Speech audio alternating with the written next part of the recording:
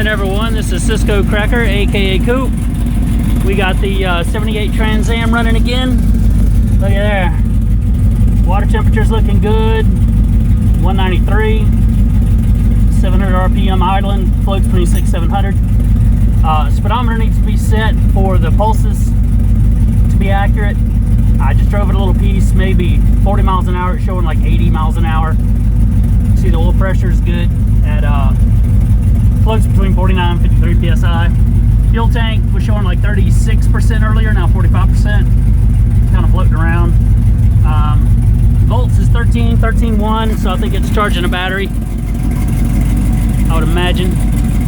I got the fans out here running, let it idle up long enough.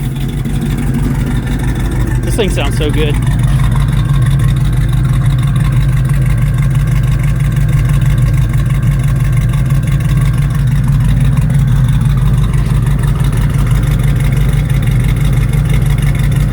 There we go, there's the shot right there. But yeah, I haven't let it run long enough to totally warm up and get baked in yet. It is puffing a little smoke like it's rich. I know it's rich. Anyhow, I'll give another update about what's going on. Transmission fluids looks good. It's coming on with it. Thanks for watching.